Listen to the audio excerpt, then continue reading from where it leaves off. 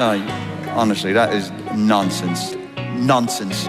All nonsense. They say many garbage things. You don't know what you're going to get. Melodrama upon melodrama! This is a total Shameful, disgraceful piece of nonsense! He was miles off it yesterday. You'll learn a lot more if you listen rather than talk all the Plenty of time. time, no problem. Hello, everybody, and welcome to a No Nonsense podcast with Cathal and Will. What exciting week of Man City dominance this has been, Will. It's like all the huge games, the Manchester derby and all this.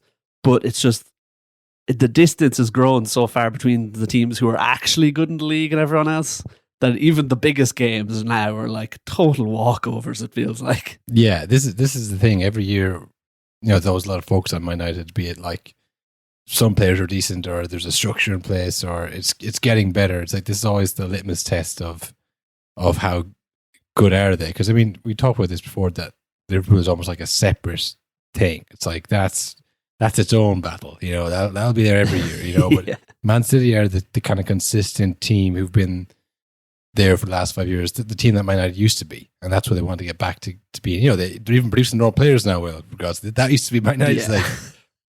So when they play them, it's like, this is, okay, how good is Ole Gunnar Solskjaer as a manager? And he used to always beat them, which I think gave him a lot of credit. It gave him a lot more, give him 6 extra months every time he beat him, you know, till that eventually didn't work anymore. But I mean, for any Man United teams, like, how far off City are they? And for the last 5 years, the gap hasn't really seemed to close any. No, if anything, it's grown. Again, like they've gotten a few good results against them, but it's always, when Man United beat Man City, it's like, my God, this is one of the best days in the history of the club, how they've managed to pull this off. Yeah. Whereas all the other times where City just cruise by United, it's like no one even cares because it's like, yeah, of course, that would be the result when the best team in the league plays like the ninth best team in the league over the last few years. Yeah, that's it. You can't even close the gap with any kind of derby rivalry. It's just like, yeah, it's like second plays eighth. That's about 2-3-1. That makes sense. No matter who it is. So, yeah, the only surprising thing was that Man United went ahead and they stayed ahead for the whole first half. Yeah, and now the goal that they went ahead with, it didn't bode well for them, I think, because it was an absolute 1 in a million screamer. It was unbelievable. If you doubt me, better. He was sprinting alongside the ball. He didn't even run onto it. He was like running sideways and managed to lash into the top corner off the post and in. But it was just like, how many miracle shots are they going to get though in this game? Yeah. And they were set up to play ollie ball, you know, way back and then counter, get to Rashford, get someone quick. But it just never worked. They had a few chances and every time they got a chance, they fluffed it. Then you have to, when you only get 3 chances all game, you really have to make them count. Yeah, it reminded me of actually the goal that Man City scored in the FA Cup last year. Or 2 years, is it last year? Yeah. With the long ball to Haaland fell perfectly for Gunnar. I'm just going to hit this. It's 13 seconds in. Who cares? And it just went flying in. It was a long ball by Onana, just caught off, just onside by Ake. Fell back to Rashford. What am I going to do? Hit it? Why not? You know, and that's all it took, you know. And then it was like, okay, can we keep it tight now for the next rest of the game? And they did just for the half, which all they were hanging on though. All the stats were Man United haven't lost the game when they're up, leading it going into half since when is that? Some of these I've never stats, heard that. You know what it is? It's like when you watch a documentary, you know, you think, I guess that's true. But now as you get older, you go, maybe that isn't true. Maybe stats like that. Maybe you can just say a stat and people just believe it, you know? Because I've never heard that over the last year. I know the one at Old Trafford, right? But no game at all at halftime. That's insane. Well, it shows how little they've been leading at halftime, maybe, rather than they've been leading all these games at halftime and somehow lost. I mean, yeah, I've never thought of Man United as like experts at seeing out a game. Yeah, if they're ahead at halftime, that means the team is really bad.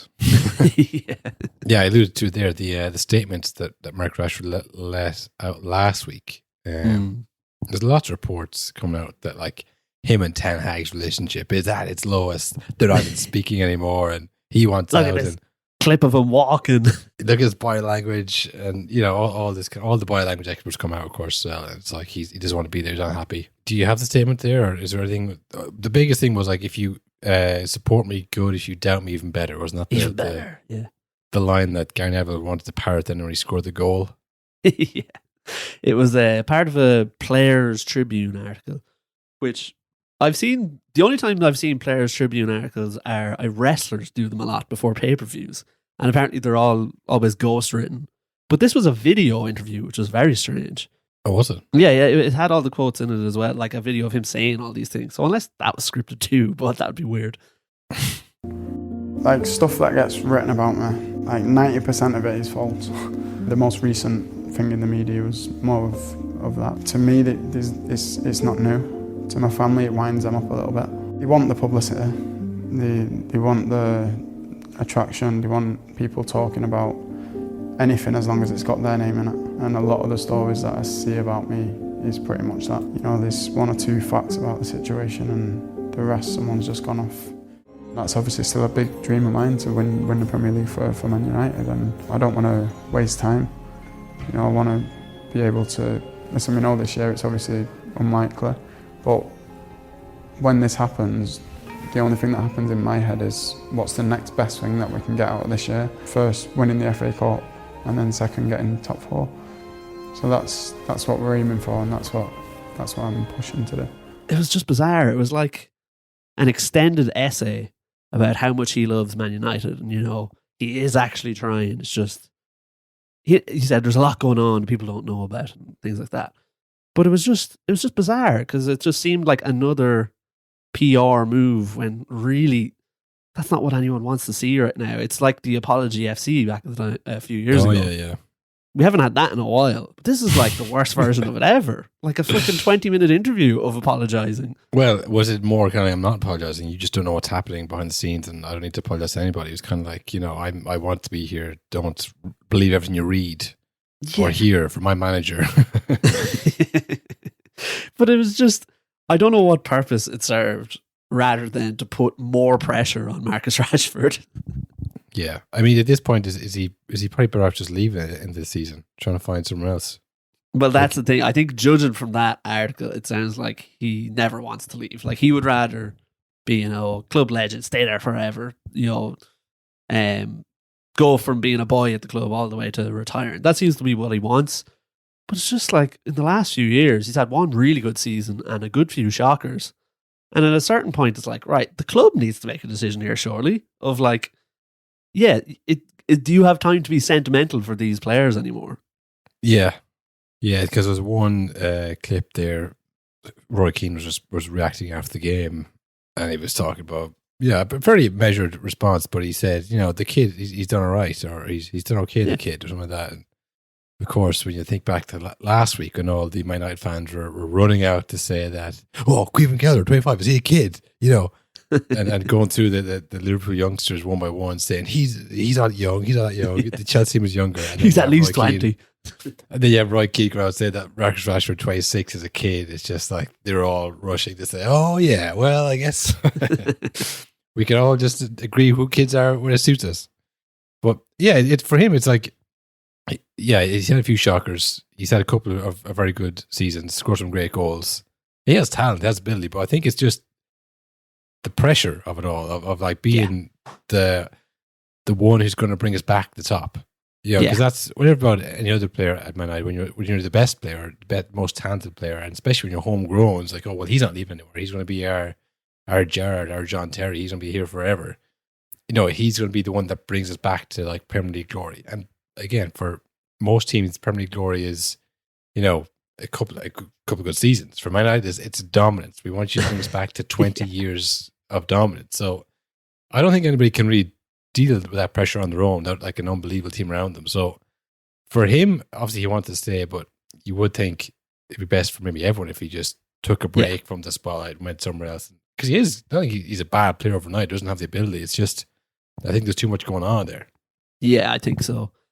And it's funny because I'd nearly be worried for him as his career goes on, because he obviously relies so much on pace because he is rapid. But I think that game was a good example where Kyle Walker was with him every step of the way and quicker than him. And he couldn't do anything. He just couldn't get by him. Anytime the ball, like a long ball went by Walker just got there first. And that's That's Rashford's one trick in that game. It felt like he couldn't do it. Whereas last year he was able to make things happen out of nothing. So it's just, geez, I'd worry where if it's his confidence is low and he resorts back to just being like, not him, but the team resorts to being like hit and hope to Rashford. It's just not going to work. Yeah, there was that one where the ball fell to him and he was about to head it in front of him, but he headed it a bit down and then he just didn't seem to have any kind of touch or footwork to kind of rescue the situations. Like if he didn't get away straight away, he wasn't going to do anything. And yeah, Walker's 33, 34. Like he's a freak. He's not a spring chicken either. Like, so the fact that 26-year-old Rashford was done for pace and then he had nothing else is like, oof. Yeah. Like there wasn't too long ago people were comparing to Mbappe. Yeah. So it's like, that's how far he's fallen. I don't know. I think it was a particularly disappointing day for him considering all that's going on the last few months for him. But he definitely didn't need that. No. Ten Hag came out and said it was closer than you might, despite the score line, it was closer than you might think. And we played so well. But I mean, what else is he meant to say? It's like, fucking hell, I don't know what happened out there, lads. Again, I'm lost for words. I don't know how to beat these lads. You have to give them something. Yeah.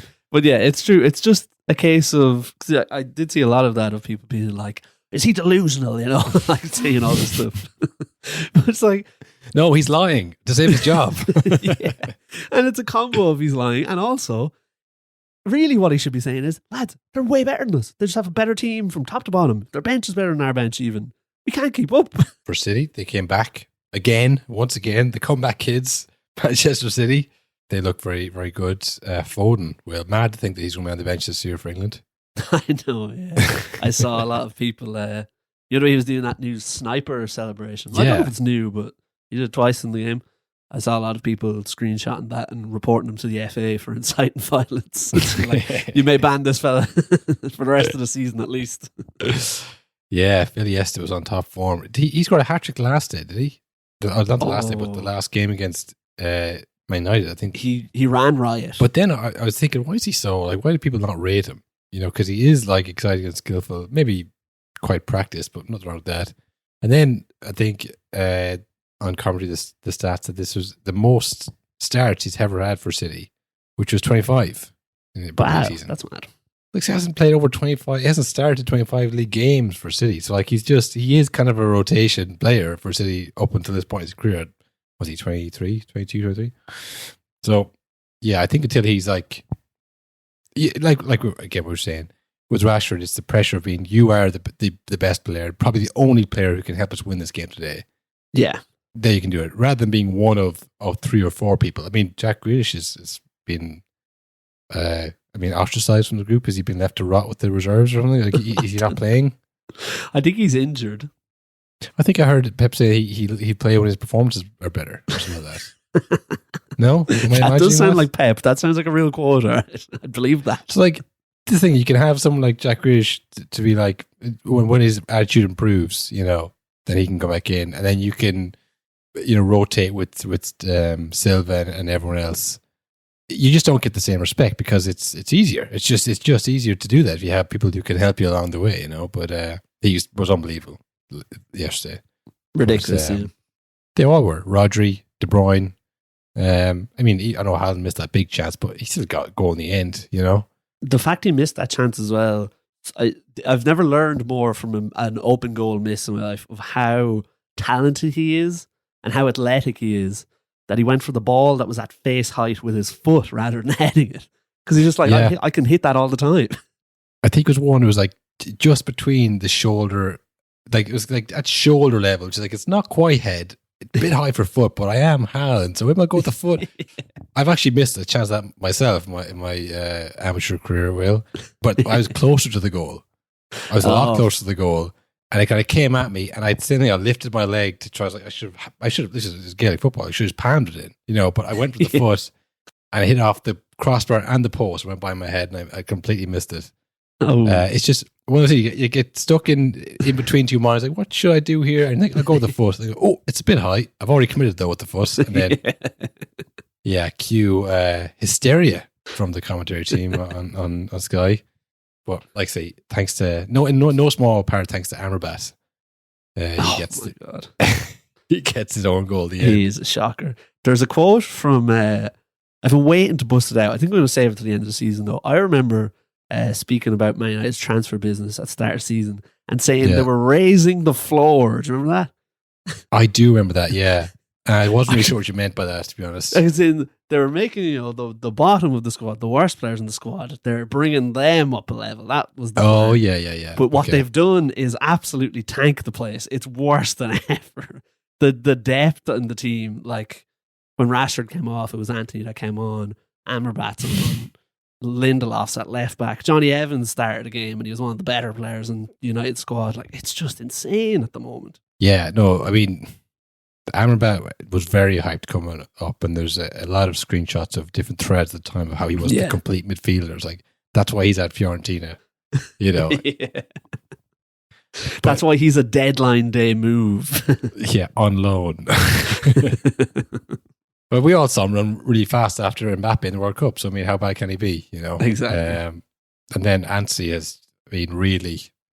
I mean, he wasn't ever great, but he's gotten worse. The off-the-field stuff has really hurt him this year, I think.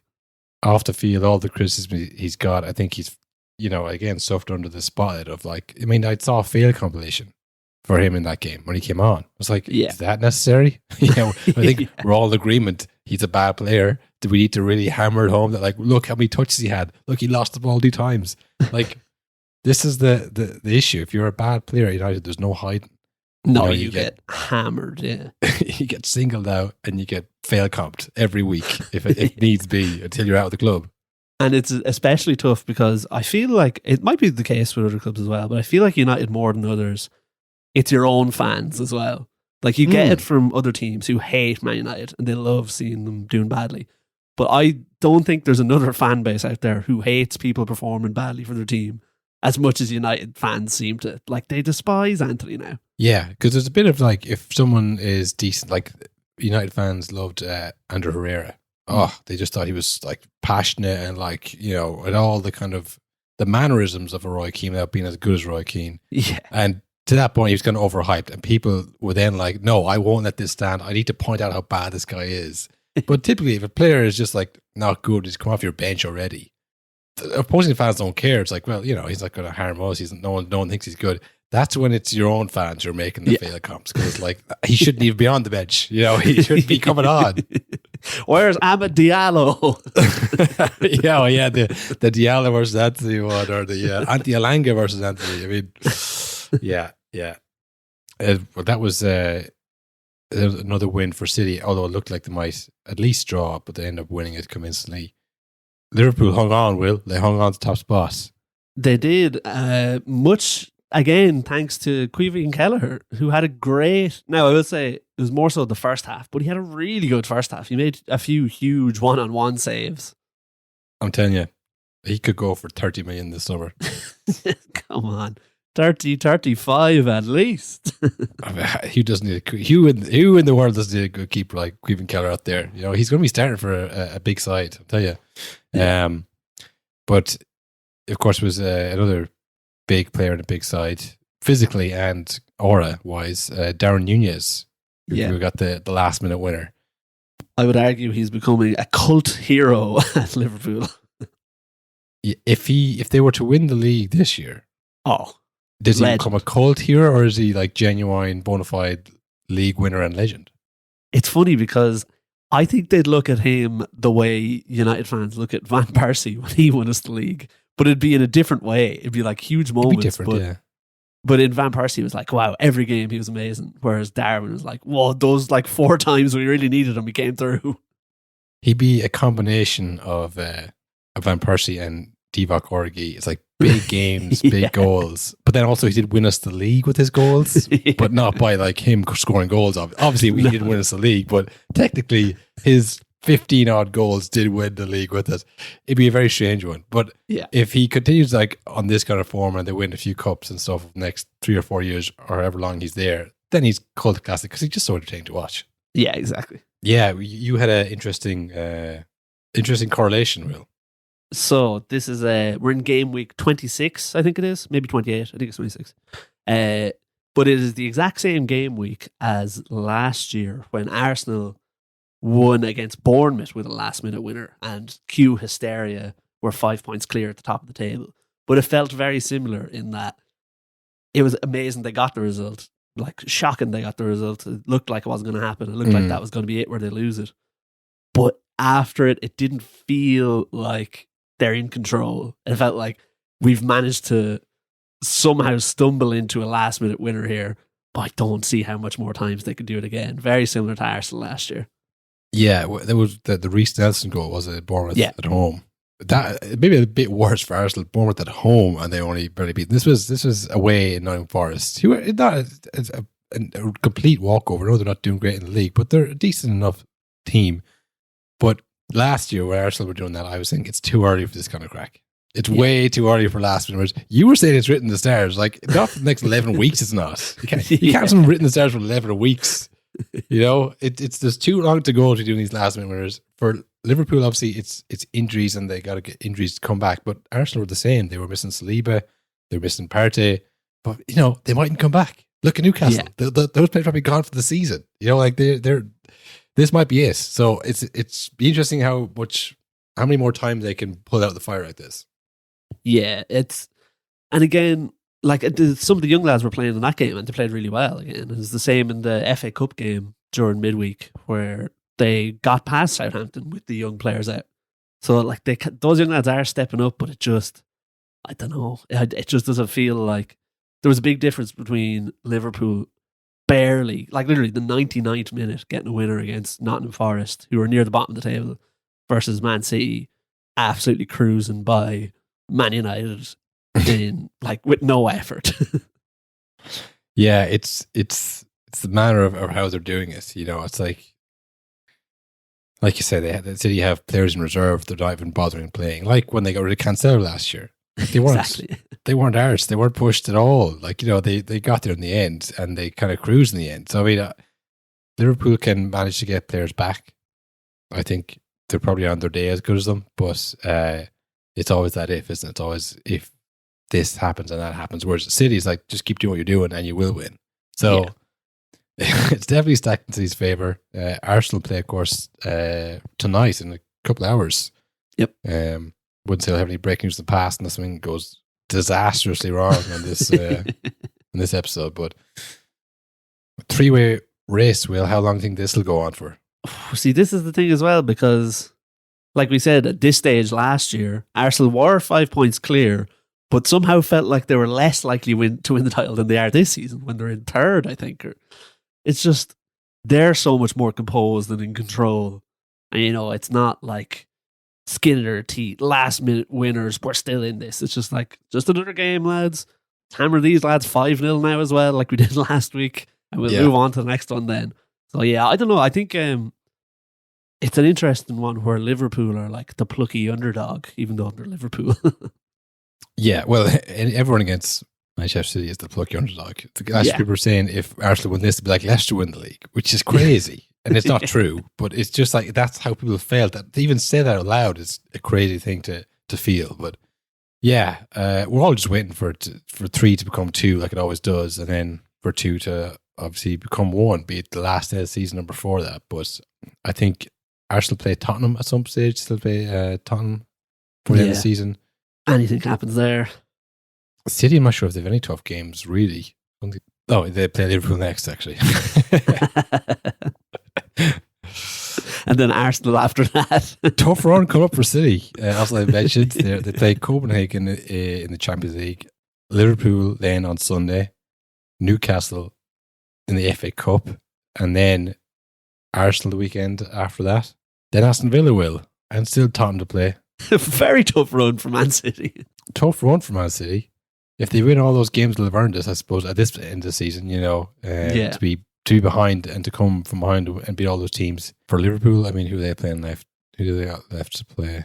City, as you mentioned. I mean, that's kind of the final, really, isn't it? If Liverpool were to win that one, they still play Everton, which, you know, Everton going badly, but you never know. Man United, same thing. I mean, I'm kind of counting out Arsenal because that's what we want, by the way. We don't want people talking about Arsenal. Yeah, that is the key. Again, playing 8 o'clock tonight against Sheffield, perfect.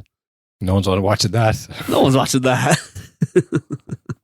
Arsenal do have to play Man City, as you mentioned. They also have to play Chelsea, which is a tough one for them. Chelsea do love ruining things, as we've said. But they're not ruining anything because 1/3, so it's fine. Again, it's all my game. They play City, they play Villa. Villa have a tough run. My God, Villa play everyone left. Go up in all of these fixture lists. And Tottenham. So, I mean, if City were to lose to Arsenal and Liverpool, it's gone. It's over. Yeah. By the looks of it. I just can't see that, though. But they're the two other teams behind them, or like one's ahead of them. Like, this is what I'm saying. It's like the two other good teams. No chance of that happening, though, is it really? Like, what, 90 minutes of football? They lose? Don't think so. It'll all come down to those two games, really, which are very close. We can kind of clock off then. We can kind of just like, yeah, yada, yada, yada, and that's what it is. And so we got relegated, and that's the league, folks. Same as every year. Well, just look at those tables, Will. I was looking at the Bundesliga table. Speaking of having the league wrapped up, Bayern drew again. Not good. It's good news if you're a Bayer Leverkusen fan. Oh, yeah, very good then. They're 10 points clear of Bayern Munich in second. That is insane. It's mad that they've kept Tuchel until the end of the season, like we mentioned. I don't see him turning this one around. The funniest thing about Leverkusen beating Bayern to the title is that no one's even talked about them being invincible. It's just the fact that they're beating them at all is like crazy. They're also going invincible. It's one of the greatest managerial feats ever. We also always look at the scenes, the absolute scenes in La Liga. Hysteria, yeah.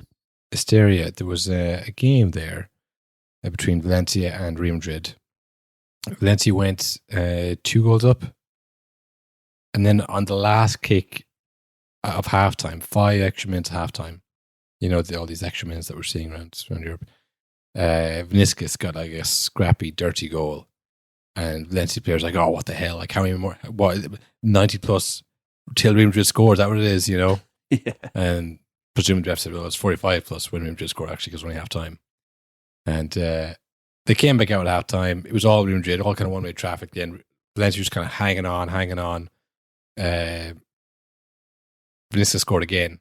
Real Madrid equalised, and now they're pushing for the winner, and Valencia are really just like, blow this game up. There's a corner in the 98th minute, 7+ minutes, Will. Well, one last attack, fair enough. This ref is worried about these allegations out of 90 plus Real Madrid scoring 2 extra times the end of regulation time till Real Madrid scored. There's a corner, it gets semi-cleared. When it gets clear and the ref's like, okay, well, that was your chance. Yeah. It gets semi-cleared, but actually Real Madrid are winning it back. And the ref's like, well, I've already decided that was the last play. I'm going to blow it up. Like, when you can go back and look at the replay, the ref is like, look, and he's doing that walk away look where he's about to blow the whistle. Yeah. And Real Madrid win the ball back in the Valencia box. Like, they're in the box and they have the ball. They come out slightly outside the box, and the ref's like, well, I'm already blowing it up now. And he blew it up as they were kicking it back in. He's like, no, that was the last chance. To be fair, it's 7 minutes of add time. It's 98-39 when the ref blows the whistle. Yeah, he's doing his best, lads. He gave you a chance. Like, he gave it last corner. It was half cleared. Real Madrid put it back in. Bellingham, of course, gets the winner. But ref said, sorry, game's over. Game's done. Bellingham gets red carded after the game then after some very impolite protestations. So does Rudiger. Rudiger's running around like a madman after the game, pushed and shoving, grabbing lads. Carlos Ancelotti came out and he was kind of like telling everybody, look, lads, relax, we're 7 points clear. Barcelona drew, it's grand, but there was no calming those boys down.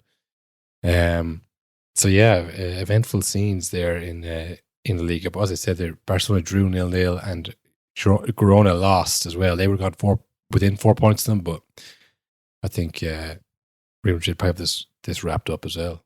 There's nothing like a bit of pandemonium. That happens now and again in football. And I do think it's one of the most exciting things that can happen. Not even a last-minute winner, a last-minute controversy.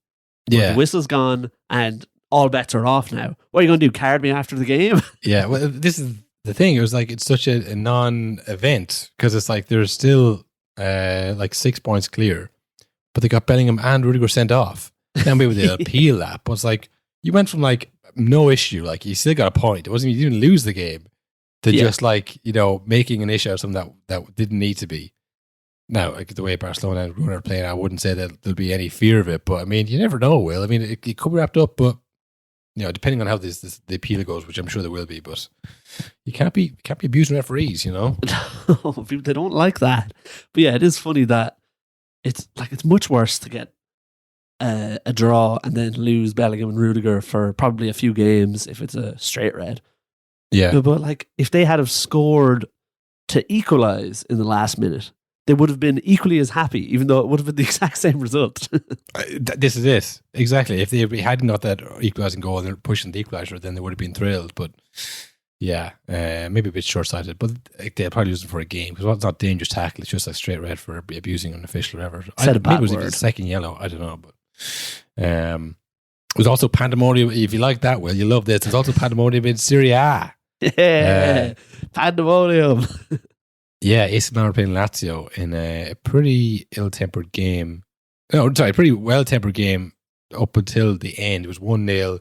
Lazio kind of pushing for a winner. A few kind of on the edge tackles, which the ref let go. And it's funny to see players just react in real time to this. Just be like, well, I guess that's the rule now. I guess if you're not going to call that, you're going to call this. Bang, You can look it up there at BT. Have a good clip from like 92nd to 94th. It's a solid 2 minutes where like 3 players get sent off. We're just tackles going in. The refs lost all control of this. And it's just like Pulisic started off. This wasn't actually when he got sent off, actually. This wasn't during that last period, but it was a ball in between two defenders and they clashed heads. And the Lazio defender was like, oh, shit, maybe we should stop the game because, they clashed heads.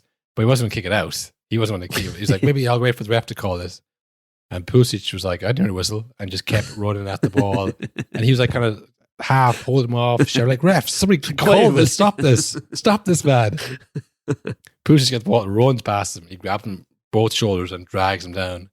Ref goes over, second yellow, you're off, mate. Can't be doing that. Can't be dragging people down.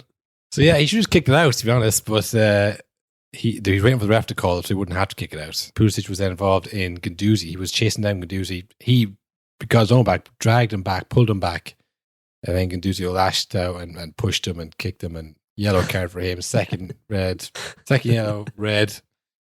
Q kind of a brawl in the scene then between the two teams. Will now brawl is probably a bit strong, but pushed and shoved. Football brawl. Yeah, another stellar performance by the referee there in that game. So. Yeah, you think it's bad in the Premier League, but don't worry, folks. It's bad everywhere. Yeah. A pretty rare week of... I don't think there was any VAR controversy this weekend, was there? Nothing major. But there was one for Nottingham Forest, I think, had a call against Liverpool. Oh, yeah, that was a big one, yeah. It's It's just the way of the game. It's like when there's a tragedy happening somewhere in the world, and the first few weeks, like, oh my God, like, and then it just becomes the news bulletin then, Yeah. Then you just become desensitized. He was like, yeah, there's probably a VAR call or whatever. Oh, terrible, It's like... oh, Nottingham Forest are going to get relegated. You're not going to top Arteta's sound bites, So like, exactly. you can't overdo it. He's ruined it for all of the teams now. He jumped the shark with that one. He really did, Yeah, what else do we have then? Newcastle they won 3-0. That's them on 40 points. So they're probably safe. they're safe for another season. It's crazy how high I was on them at the start of the season. Maybe they could win the league. Maybe they could go all the way. But yeah, I guess it's just the injuries for them. And the Tonali thing didn't help. They lost Tonali and Joel Linton. They lost the midfield pretty early on. It was like, well, that's the end of that. But one team that has no injuries, Will, you have an 11 for us. I do have a very special 11. We mentioned this after we did the Animal 11 a few weeks ago, where we're going to do more weird 11s, not like football related ones, but more like dream 11s from different bizarre worlds. And so this week I've put together the ultimate 11 of Simpsons characters. I actually watched one of the most recent episodes of Simpsons, Will, just to see what's going on there. I wouldn't have done that. What was it like? It was all right, actually. Was it very shiny? I always find the new episodes very like the animation is too clean. Well, the voices are all different, Yeah. Because if you're watching it for every episode over the years, I'm sure there's a slight change and they probably ease it in. But going back from what I remember to to this one. I was like, whoa, marriage doesn't sound the old. same. Well, the funniest thing was that they had an Anchorman reference in it. Jesus. Yeah, Homer. Well, it was just like I felt old. It was because I was like, oh, I guess that's a movie that's old and people have seen now. That's like 2001: Space Odyssey. Those people, everyone's seen the Anchorman. The whole corner of Simpsons was movie references that I didn't even know were movie references until I was much older. Yeah, that's it. No, Homer was like he became a traffic a lollipop man, a crossing warden, and he goes mad at power, of course, and he leverages Mayor Quimby to give him more money and power, and that's a good bit. He gets in a feud with Chief Wiggum was the police, and then the Anchorman bit is then there's like the meter maids and the lifeguards, and it's like they all come to this big fighting. Yeah. It was like it had the same format as a classic episode, Yeah. It was grand. It was okay. It was good. I was expecting worse, I thought it'd be like, talking about Trump or whatever. I don't know. I don't know. I heard it got quite political at one point, but yeah. So, well, Simpsons is back, and so is your 11. So let's get into it. So yeah, I've put together what I think would be the best starting 11 of Simpsons characters. So I'll start off in goal. When I think in goalie, there's different types. There's like, sometimes there's like the real athletic, but they're kind of quiet characters, but they can save everything. But then you have the lunatics, the Neuers of the world, like screaming, catching the ball, get up the pitch, roaring at everyone. So in goal, I've gone with one of them. I've got groundskeeper Willie in goal. Oh, he's in good shape as well. Yeah, he's good. He's in very good nick. I could nearly, I wouldn't be surprised if he ends up with the captain's armband. I just feel like he would keep everyone in check at the back. And you're not getting a cross over his head. He's catching everything. Yeah, he's vocal. You need someone vocal in the goal. 100%. So in front of him then, the two centre-backs, I've... you want some dark arts at the back. Okay. Do you want some bullies back there? So right centre-back, I've got Nelson Muntz. Nice. But, he's pinching lads at corners. He's flattening lads with shoulders. He can do it. Now, here's the issue though. Nelson, quite short. I believe he's only 10 years old. So you want to, he's not going to be able to deal with the aerial threat, from corners and what. So that's why I have beside him Sideshow Bob. Oh, okay. Yeah. A lot of height there. A lot of height, master of the dark arts. And he'll have some contraptions that help him defend. Is he a team player though? He feels quite selfish. This is where the first red flag comes, right? Because sometimes, you can have people you can have rivalries in the dressing room, but that kind of brings the best out of everyone, You rise up to, you're trying to outdo each other, bit of competition. But I think this might be a step too far because at right back, I've got Bart Simpson. Oh, okay.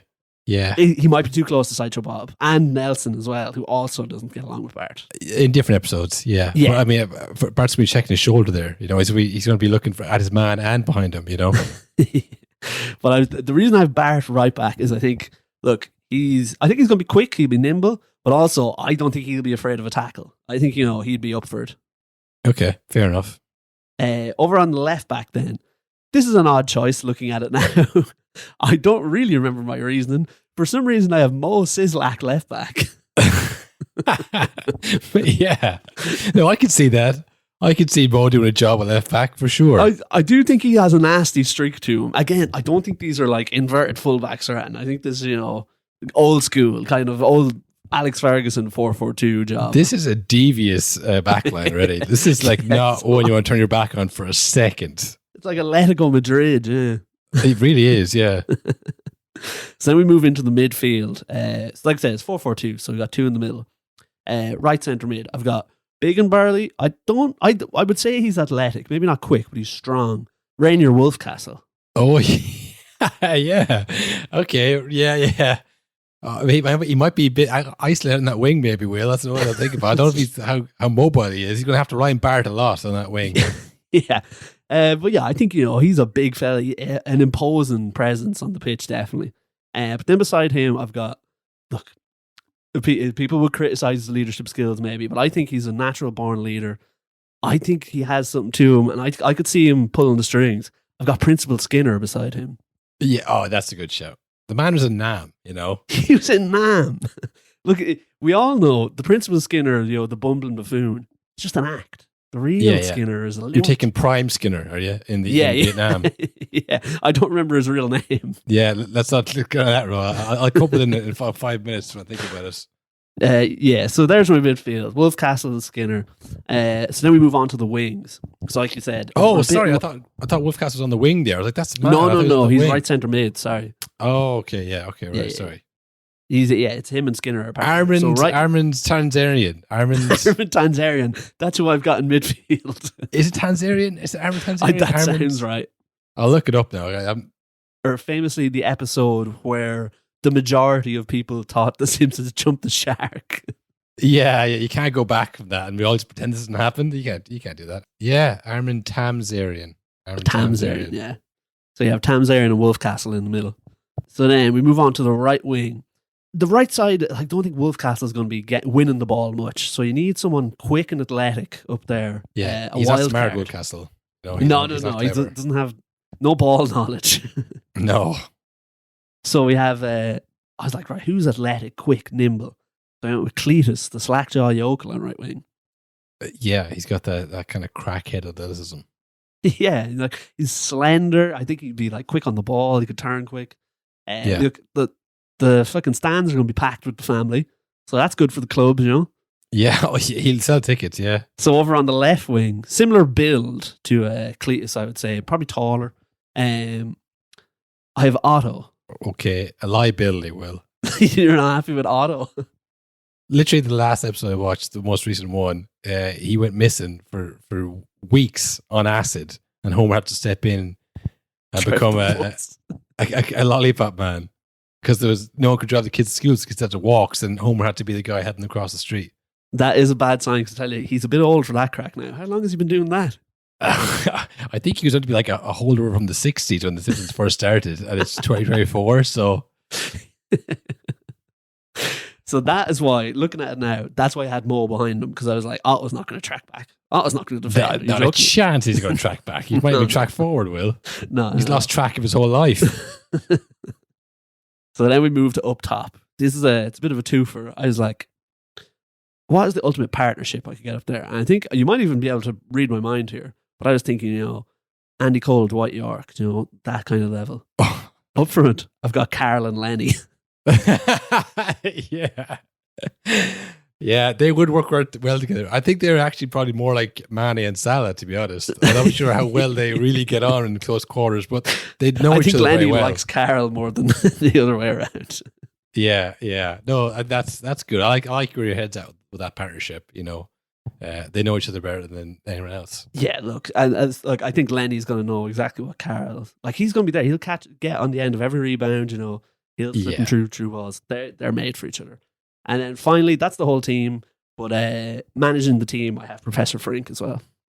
Oh, yeah. Again, he'll have some contraptions that might help with the team, The formation is like, he's like a Pep in The Simpsons, I'd say. That's excellent, Will. No notes from me. Excellent. But if anyone else out there has some notes that anybody who thinks deserves a spot on that 11 or even on the bench, an honorable mention, let us know. Hit us up in the social media at No Nonsense Podcast, pretty much everywhere. Tell your friends. Tell them there's a Simpsons 11 out there. What do you think? Listen to this. You're screaming at your phone. You're saying, "Where's Troy McClure?" Yeah. Yeah. It's funny because my mind's kind of gone blank now. I can't even add anybody in. Who's even... Duffman, I was thinking maybe at the back, but I think he's all suit. I don't actually think he's that big. Honorable mention for Duffman, for sure. That's kind of all the news, Will, isn't it? Yep. That is the works, yeah. We have Champions League back this week, which means another bonus episode there for the Ultras. If you're not an Ultra and think what you're talking about, you can too join the movement. Get in the caged area. Light those flares, raise those banners. The link is in the description of this episode. $4.50 a month. We'd love to have you over there. We'll be doing Champions League, bonus episodes, all that kind of stuff every week. So, yeah. We still haven't worked out the new outro. The new outro is... We do have new music, actually. So we will see you next week, or maybe even sooner, depending on how much you care. That's really the story of the podcast. We will see you whenever you feel like it. Yeah. But for now, we'll leave you with the new, updated year 3, is it? Take it away, music.